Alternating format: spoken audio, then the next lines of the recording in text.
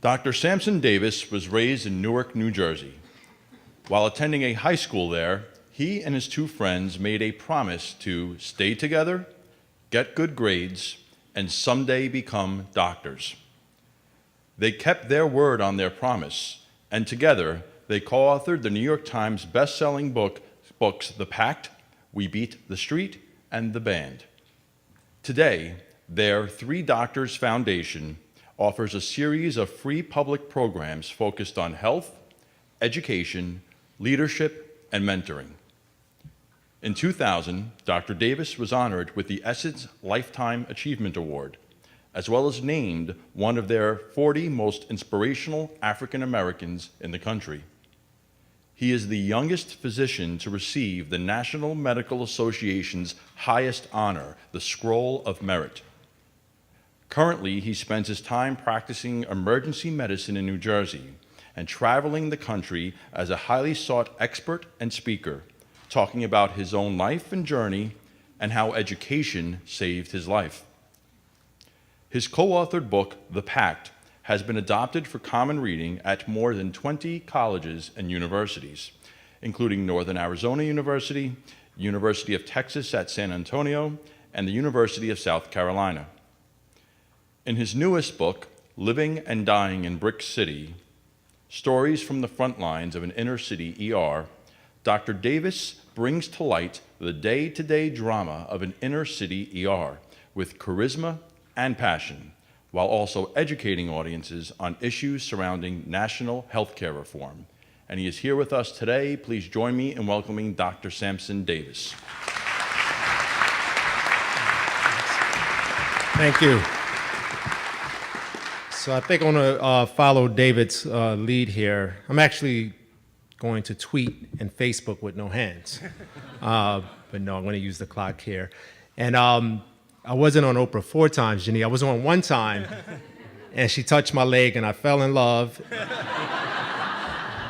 And $1 billion never felt as good. And when I called her back, the number was disconnected. So if anybody have any inside Oprah connections, please hook me up.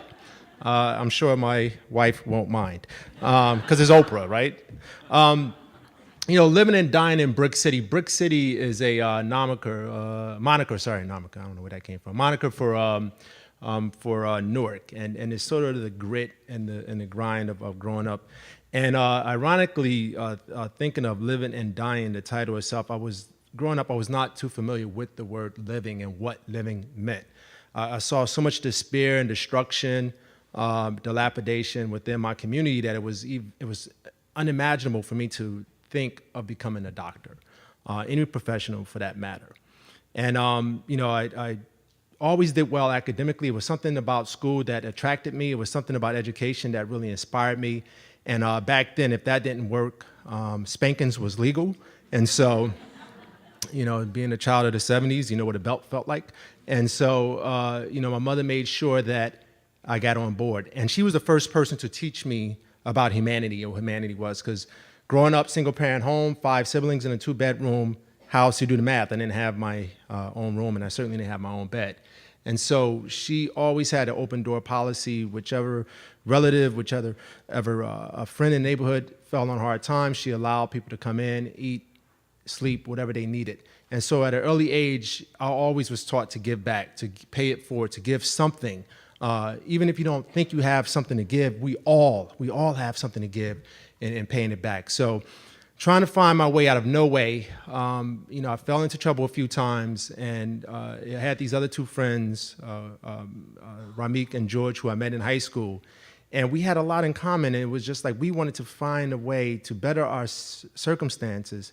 And we felt that education would be it. And so we made this pact. We made this promise to become doctors. And so we were dreaming. We were dreaming big. I mean, we weren't talking about going to college. We were thinking medical school. Like, are you kidding me?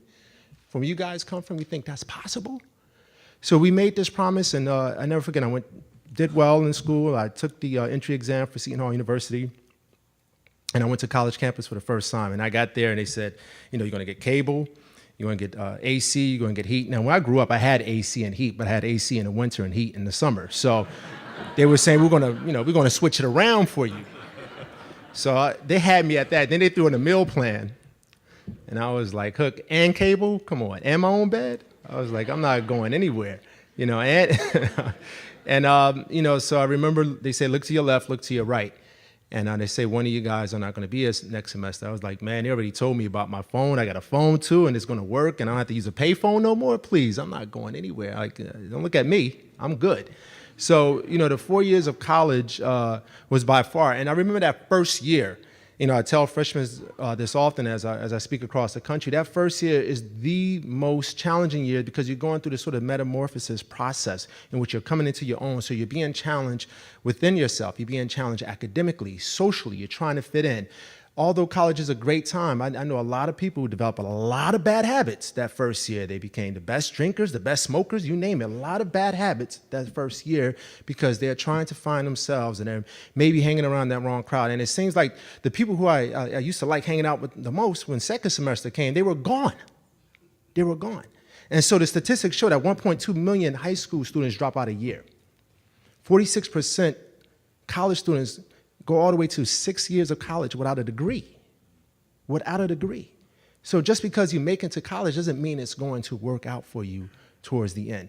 So it became imperative to me that I had to become sort of this face for health and education. And I felt that a face, health, and education was important because we glamorize so much more. We glamorize sports. We glamorize music. We glamorize fashion. We know the latest gossip. We know that Kanye and Kim Kardashian had a baby. I mean, we know the latest gossip. And why can't we do the same with education? Make it colorful, make it dynamic, so then our kids can grow up and say, I want to be an astronaut. I want to be an architect. And more important than becoming those things, they become leaders, and they bring the passion. They bring the passion behind what they do on a day-to-day basis.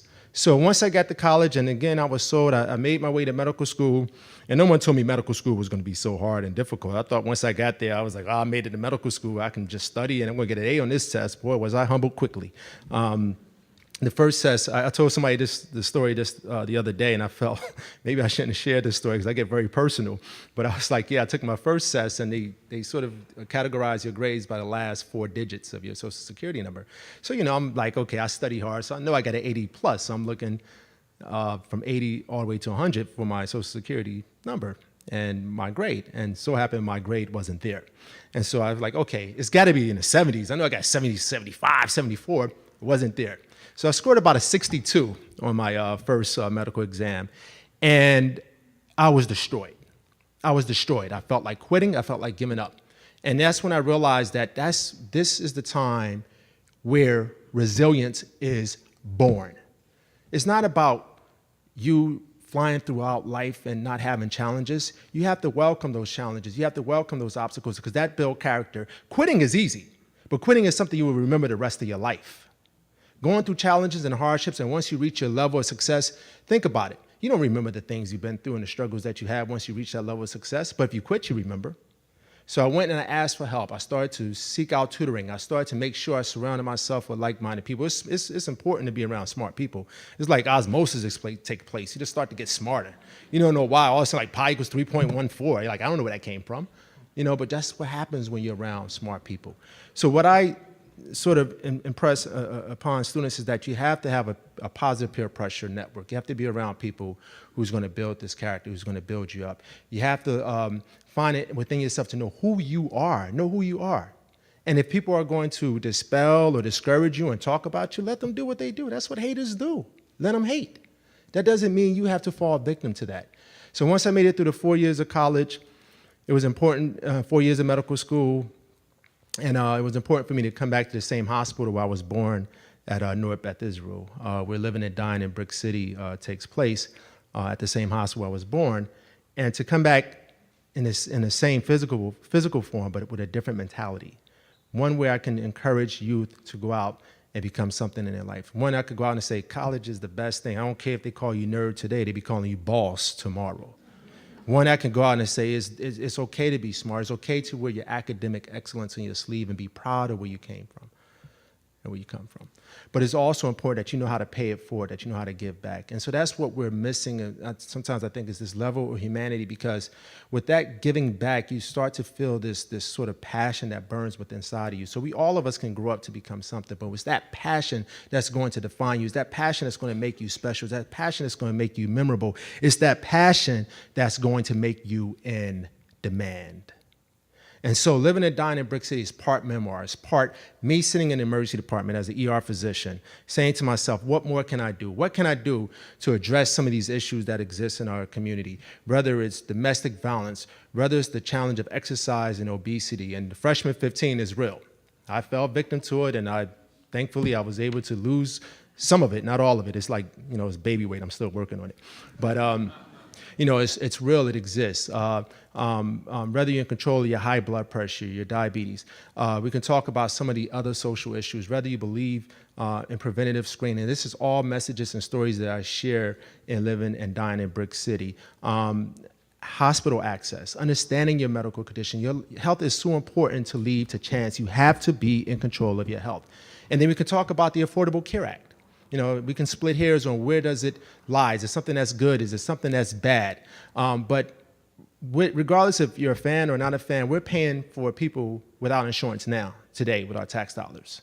So to have the Affordable Care Act, to have someone have an opportunity to have insurance, to go out there and take care of their medical ailments, to have, God forbid, some process in which you need insurance the most and you're dropped from your carrier, come on, are you kidding me?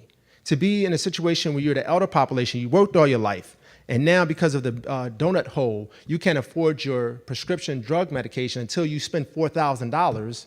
That's when your donut hole sort of closed, and that's when the Medicare prescription plan kick in. I mean, for elder population on a budget, that's a lot of money. So to do away with that donut hole and to have health insurance and for parents to have your child covered up until age 26, with the plan, these are all wins. Now, don't get me wrong. There's a lot of things that need to be worked out with the Affordable Care Act. There's a lot of things and there's a lot of myths. But at the same time, I feel that when people have some form of identity of what they are and who they are, they feel more in control, and then we become a healthier nation. And so I know Sherry is going to speak about the Katrina and the catastrophe there. And then, the point that rings aloud to me is that the access to healthcare, and we see this happen, and the Katrina issue was a magnified situation, but I see where folks struggle every single day to get access to healthcare, where they come to the hospital, to the ER department, and use it as their primary care facility, and they say, well, doc, I can't get an appointment till 6 months from now. It reminds me of a story that I share in the book of Mr. Thomas, who by the time I saw him, he had a terminal diagnosis of throat cancer. And so he said, I just didn't go to the doctor because, one, I didn't have insurance. Every time I went to the doctor, they spoke over my head. And finally, I'm here because my daughter made me come. And as I got the result of the CAT scan from his neck, it said necrotic lymph nodes, which essentially meant he had a terminal case that, it would be palliative care at this point. But it just reminded me of what can we do in order to prevent this from happening. So living and dying in Brick City brings out all these aspects and brings humanity. And it's good to be in a position now from where I grew up, where I understood dying more first, to be in a position where I understand living and to be alive and living. And now to be in a position where I can go out and sort of encourage others and other students to not only go out there and make sure you finish college, and not only go out there and make sure you do well and excel, go after those degrees. Don't give up, because listen, if I can do it, you can do it. To meet Renita Oglesby, who I speak about in the book, and to see her as a med student and to see her fail her first medical board, and she reached out to me, she emailed me. We met up at Robert Wood Johnson Library, and I gave her some strategies on how to take the test, and to see her excel and pass that test, and now to see her as a practicing physician in family practice. It shows me that this is not a story that's unique to me. This is a story that all our students can achieve. This is a story that they all can go on to be successful in life. This is a story about humanity. It doesn't matter where you come from, rich, poor, tall, short. It doesn't matter who you are. We all are going to have obstacles. At the end, when you fall, the most important part is that we give back up. And it's important for us as educators to galvanize and come together. There was the Dr. Linda Shees, there was the Carla Dixon, who stood by me, who helped me along the way, but there were also a professor or two who told me that you should consider changing your major. I don't understand. I'm graduating with honors. Why should I change my major? So the words that you speak out of your mouth can either destroy someone or implore someone. So let's continue to encourage each other. We're a great nation. We're a great nation, but we have to make sure we water the seeds so that they can blossom into something beautiful tomorrow. Thank you.